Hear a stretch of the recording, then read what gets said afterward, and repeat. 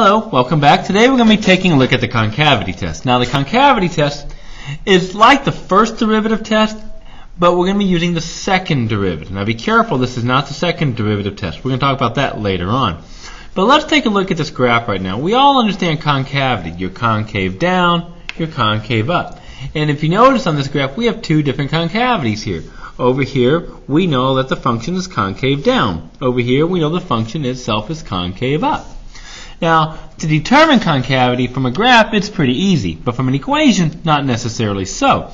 So what we're going to do is we're going to use the graph to come up with a definition for our concavity test. Now notice, where it's concave down, look at the slope of the graph. As I move towards the right, as I keep moving further and further right, what's happening to my slope? It's getting smaller. It starts way positive, but as I continue moving to the right, it's getting, oh, there it is, 0. It's getting smaller, and then it goes to negative. So in concave down, we say that the derivative, the slope of the slope, is decreasing. So in other words, the slope of the slope, we call that the second derivative. So for concave down, we say the slope of the second derivative is less than 0. Now let's look at concave up. Now there's a special point here somewhere in the middle where they change. We'll talk about that in a minute. So if you notice where it's concave up, what's happening to the slope here? It starts off negative, but as I go to the right, it's getting steeper and steeper and steeper. In other words, it's increasing. The slope is getting bigger. So the rate of change of our slope is increasing. So if it's concave up, we say this. The second derivative, the rate of change of the first derivative, is greater than 0. And that's our definition of concavity. Concave up, concave down. Now, let's talk about this point right here. At this point right here is where concavity changes. That's a special point called the point of inflection. Now, we're going to talk about that in just a little bit. That's a point of inflection. And it's where the concavity of our graph changes from concave down to concave up. So, how do we find these algebraically? Well, like I said, it's just like the first derivative test. But we're going to use the second derivative. So to solve these algebraically, for example, let's take a look at the function here. F of x equals x cubed minus 2x squared plus x. And I want to find out where this graph is concave up or concave down. Now, I can graph this function. This is not that bad to do.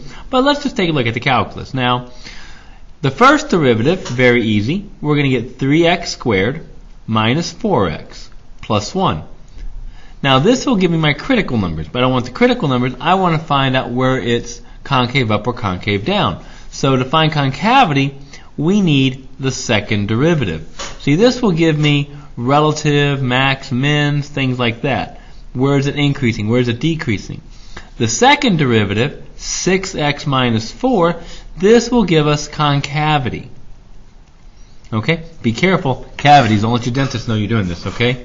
Alright, so how we find these points, very simple. It's just like what we did with the first derivative test. We have to find out, 1, where is the second derivative, equal to 0, and 2, where does the second derivative not exist?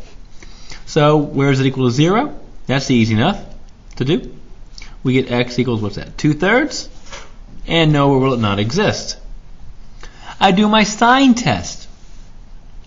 But this time, I'm going to use the second derivative. Now the sign of the second derivative, which is our 6x minus 4, and on the bottom, what does that make the graph look like? I put my one critical number there, 2/3. Now, what this means right here is if I pick a point before 2/3, I plug it in, like let's say 0, I'm going to get negative 4, so it's negative. It's concave down. Well, concave down looks down. So it looks like this. So before 2/3, it's going to look concave down. Now, afterwards, let's say if I pick x equal 1. If I plug in 1, 6 minus 4 is positive. It's concave up. And it will look concave up. Now, our next question is, well, where is it concave down? So where is it concave down? Very easy, just like what we did for first derivative test. From negative infinity all the way to 2/3. And that is because the second derivative is less than 0. Where is it concave up? Well, it's going to be from 2/3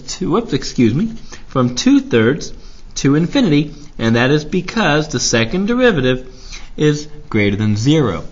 Now, let's talk about 2/3 here. What's happening at 2/3? Notice, the concavity goes from down to up.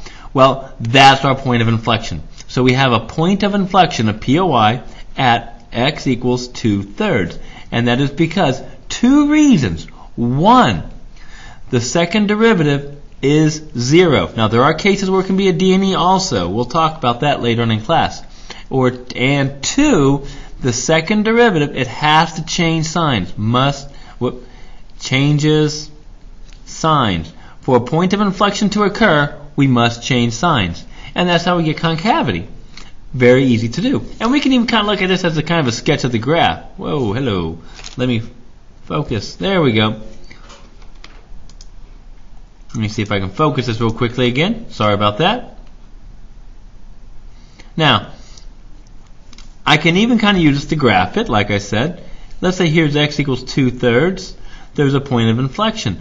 I know before it is concave down, so it's going to look something like this. And after it, it's going to look concave up, like this. And we know it should look like this because look at the original function. It's cubic. Now, question. How can we find these points? That's our first derivative test. So we're going to tie all these in together to help us graph these later on.